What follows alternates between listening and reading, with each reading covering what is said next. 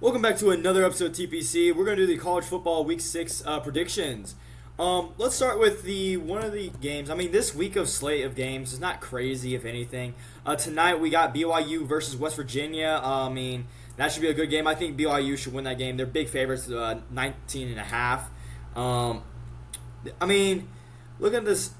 I mean, Friday's schedule is not that bad, if anything.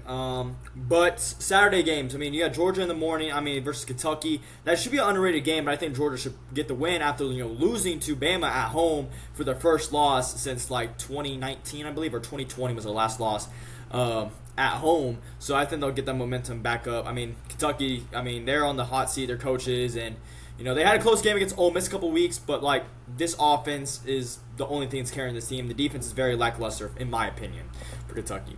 Iowa State versus Cincinnati. Iowa should win this game, but they're only favored 2.5. I mean, no, Cincinnati is favored in this game at home. I mean, I know they're at home, but Iowa State's number 14 in the country, so interesting. Michigan should win that game against Wisconsin.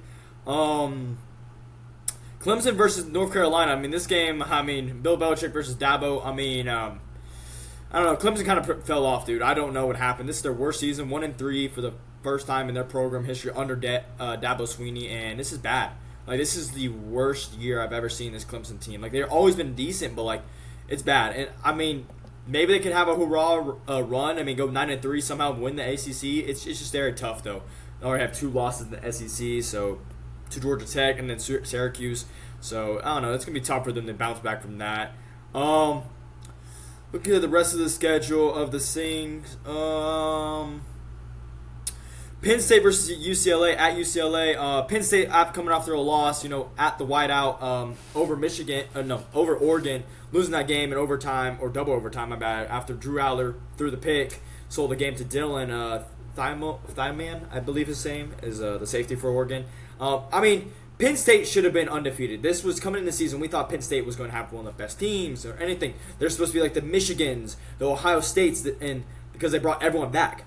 To lose that game against Oregon, it's the same old Penn State.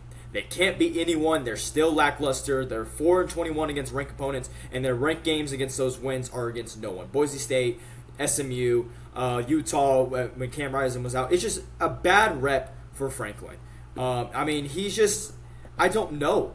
Is he a bad coach? Is he just not a winner? He's won the Big Ten in one time for them. James Franklin, that's it. It's just, this year is supposed to be the year they put it together. They brought everyone back, except they lost to Dual Carter. That's it. And I don't know what you do. Drew Aller looked lackluster in that game. Except that fourth quarter comeback, but other than that, it was sloppy. They took away their run game. That was a big thing of their team, is the run game. They eliminated their receivers. What else does Penn State need to do to improve this team? Because their next important game, is Ohio State. And I believe they're on the road at Ohio State, if I'm correct with that. If I am correct, I do think they are. But, it's just been lackluster. This team has just been missing a beat. They do play at Ohio State, so you're in the shoe.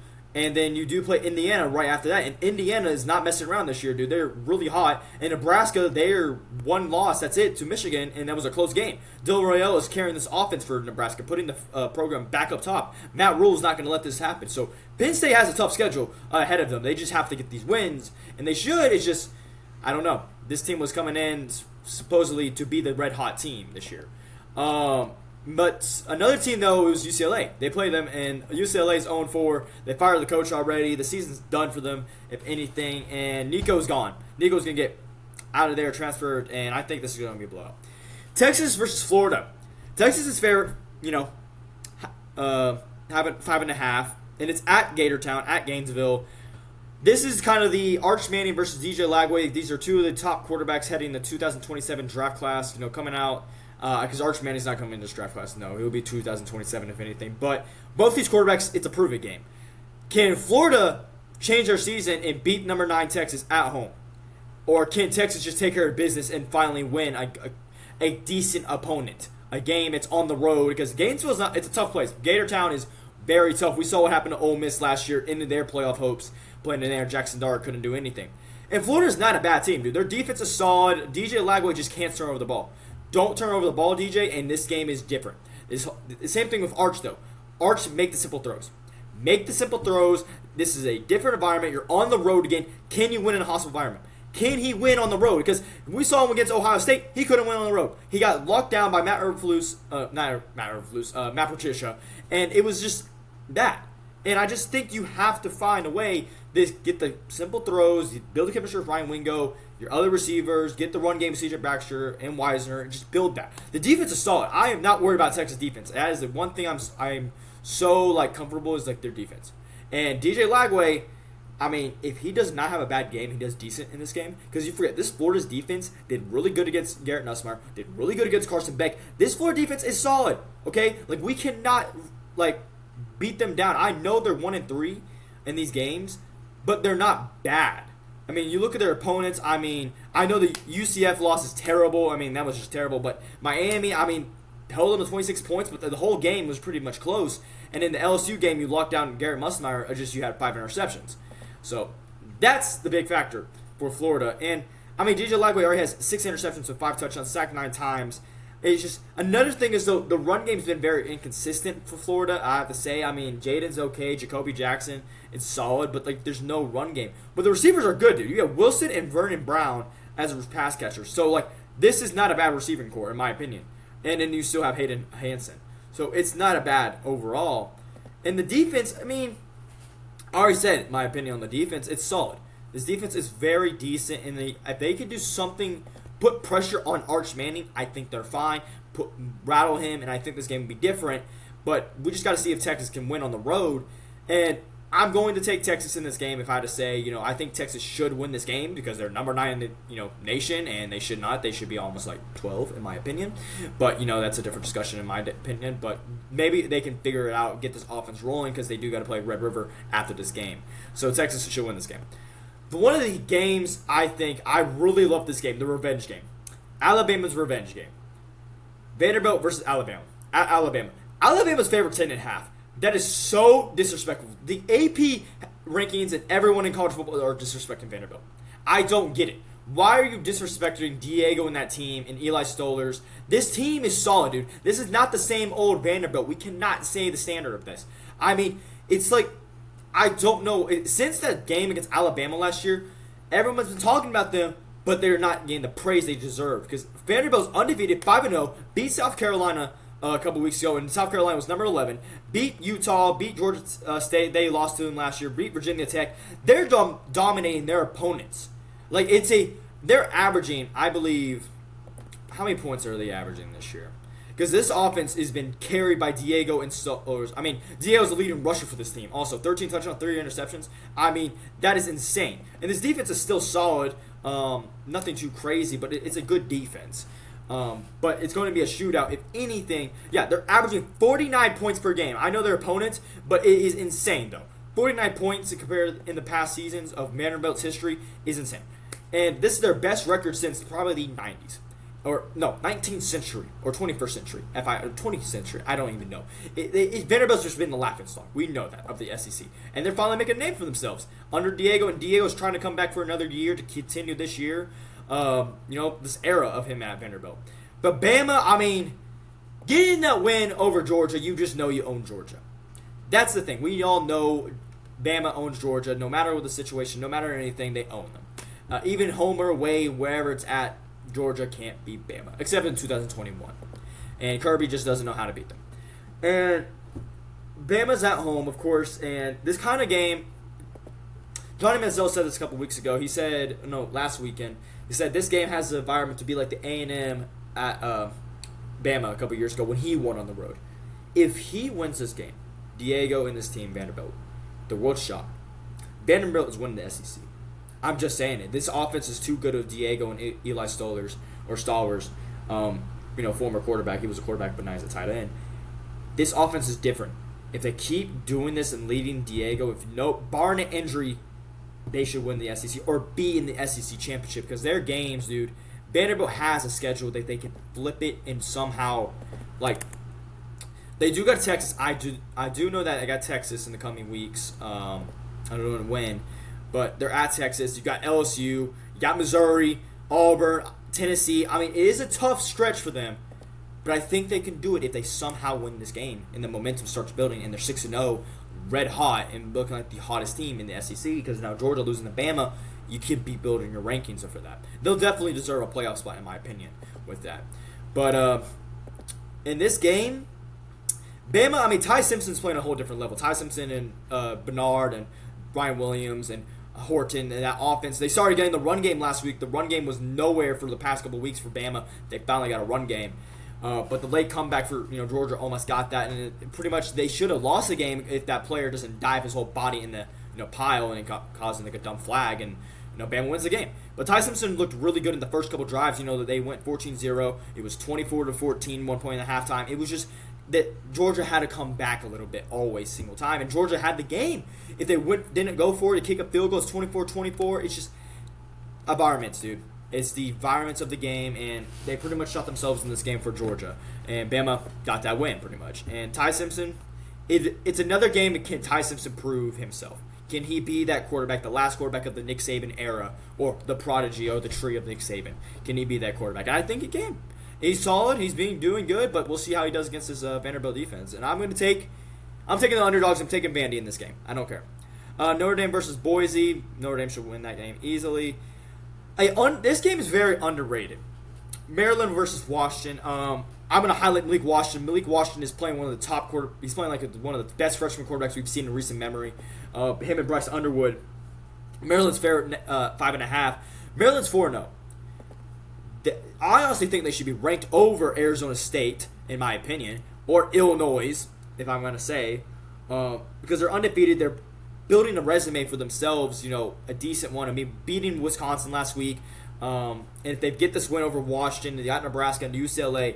Their big games, though, is going to be Indiana and Michigan in the coming weeks. But I think if they can build a resume, they can do it. I think they can win that game against Michigan, maybe. I don't know. Indiana's just playing a whole different ball right now. Indiana's insane right now. That team is rolling in the coming weeks. So, yeah.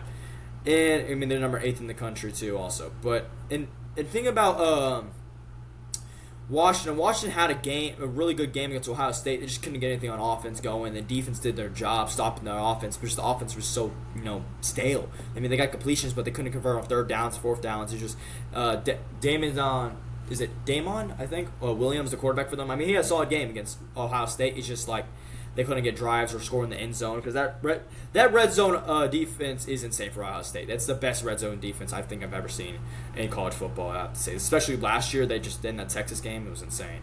So, if I had to say, I'm taking Maryland in this game. I think they're going to start 5-0. And these are for the 2:30 games. Scrolling through, I mean, there's nothing too crazy this week, if anything, the big games, nothing too. Ohio State versus Minnesota, that should be a blowout, unless Coy Preacher or like the safety you have for Minnesota goes off. I don't know. But that should be a blowout. Ohio State should win that game back. Big favorites. But Florida State versus Miami. There was talks about this, how they switched the game from like the primetime game, like College Game Day went to the Vanderbilt one. They should have went to the Florida State Miami one, because Florida State didn't lose to Virginia. It would have been a different thing, but they lost to Virginia last week at Virginia. It was just a shocking world for that, though. But I think Florida State is going to figure it out. I think that was just a one-game thing. They're not like frauds. If I still think they're 18, they can still win the games. They went down 10 rankings. I still believe in Florida State. I think they're still able to make a run in the SEC. It's just a bad loss. I think that Virginia crowd was just different, and I think Virginia's just different this year. They're moving really good this year. This is the best time. The best part of their program they've seen, or this is the best time in their program history. They've never been this good. Like it's been for a while, since like I think early 2000s was the last time for this program to be really good. And this team is solid. I mean, Chandler Morris is insane, but he had 3 picks, 3 turnovers, and 5 touchdowns though. That defense has to fix for Florida State. I think Tommy got rattled a lot in this game against Virginia. That was a big help of that for like Virginia winning that game. But they also missed a touchdown. There was a touchdown not wide open, but like he got the beat down. They said he was holding by his fingertips, and they couldn't tell if he had possession. And that was a big loss right there. I don't understand that. But I mean, they went to overtime. They went double overtime. It just like it happens. But I think Florida State should bounce back. But Miami, I mean, you're on the road. We saw the last time a ranked team went on the road, and that was Alabama, and that was different. The Seminoles are going to be loud in that game, and I think it's going to be a close game. I mean, Carson Beck is playing one of his best ball. Him and Malachi Tony have been solid, and Mark Fletcher in that backfield, and you still got Ruben Bain off the edge for this defense. I mean, Miami's good this year if they just don't choke. That's the thing. The past years with this team, they've choked. And last year they choked Cam Ward. Maybe they don't choke this year with Carson Beck, because Carson Beck actually looks like an NFL quarterback that he should have been last year for Georgia. But he has weapons, though, and a good offense, and I think. And that's how Cam Ward got his Heisman. Not Heisman candidate, but like the first overall pick, kind of. But I just think this team for Miami is red hot, and their offense is combat with their defense is going to be too much for this Tommy and Florida State offense. I think it's going to be a close game. But I'm taking Miami. I think Miami's going to win on the road. I think they're going to... I mean, history, both these teams have never been, top rankings or, things. But, dude, they're looking good. I'll say this is going to be a good game. I think they could meet each other late in the season in the ACC championship if both these teams, where it's at. But I think Miami wins this game. The fair 4.5. So I'll take Miami. This game is underrated. It's a 6:30 also night game. A lot of people won't be talking about it, but I think it's very underrated because Mississippi State's been really competitive with these top teams. They could have won last week against Tennessee, but Blake Shapen sold too many times on turnovers, fumbling the ball, interceptions. Too many times he sold that game. Mississippi State has a good offense. They have a really solid offense with Blake Shapen in their run game a little bit, and their pass catchers are really solid for this team. I mean, they could have won against Tennessee, dude. They had the game right there. Brendan Thompson's been the big help, and you still have Isaac Smith, one of the best safeties in the country, in the back end for them. And then Bovwell for the run game. It's a solid team with anything, and Anthony Evans. I mean, it's a solid team for Mississippi State, and this is the best team they've had, in my opinion, since Dak Prescott. But A&M is on a different level. A&M is insane right now. Their defense is playing good. Marshall Reed is insane right now. The pass catchers with Calvert and KC has been, A&M's moving different. And I know it's at Aggies too, and it's a night game, and that crowd is going to go crazy. Them Aggies. I mean, they're number 6 in the country. This is the best I've seen Aggies in a long time. But the thing is, I don't want them to choke. Can they choke? And they go 8-4 again like they always do? 8-4, make a bowl game, lose a bowl game, win a bowl game. It doesn't matter. They always choke. But I think this team's different with Marshall Reed and Moss and Mario Craver and York on the defense. It's just this defense is combating with it. It's always been their defense has been good. It's just the offense has been stale. But this defense has been carrying this team a little bit. I mean, that Notre Dame game, there was nothing. It was a shootout, and Marshall Reed showed up in that Notre Dame game on the road. Same with Moss and Ruben Owens. I mean, that's been a very good combination. But with this offense, but it's been the Moss show with this run game, if I had to say. But Marshall Reed has been really good, and Mario Craver and KC, dude, one of the best receiver dudes in the country, if I had to say. And I think if they win this game, I think A&M's going to try to build a resume to be the top 5 because they're number 6 right now in the country, and they're better than Texas. I think they could, honestly, if they keep it up, they could win in Texas. I don't know if Texas figures out some things. I know Texas fans don't like that. I don't care. Come at me in the comment section. But if I had to say, I'm taking A&M in this game. It's going to be a close game. I think A&M do not, bet. Don't be surprised if this is a close game, if I had to say. Don't be surprised. And rest of these games, nothing too crazy. After that, I mean, Colorado versus TCU. TCU should win this. Colorado's program's pretty much fallen down a little bit after Shadur and Travis. I hope they figure it out. I mean, they're not looking good, I gotta say, right now. And Texas Tech versus Houston. Tech coming off, after winning that game against Utah on the road. I mean, that's a decent game. I mean, Houston is solid with Connor Willingham, quarterback for transfer from, A&M, and they're 4-0 too. So Houston could maybe have a close game. It's at Cougars too, so maybe it's a solid game. I don't know too much about the Cougars. I just know they have a good offense. Their defense is lackluster because that's a Big 12 though. That's always like that. It's always been lackluster. But Tech is looking good this year. Tech should win the Big 12 because they have a defense this year. And compared to other Big 12 teams, they don't have defense. But I think Tech should win this game. And I think the coming weeks they do got Arizona State. Arizona State is moving different, and they look good. But I think they'll have a rematch with that, and I think Tech wins that game. And I think Tech continues building their resume for the playoffs and Big 12 championship. But yes, that is all the games I have for this week. Thank you for joining me this episode on TPC, and y'all have a great day.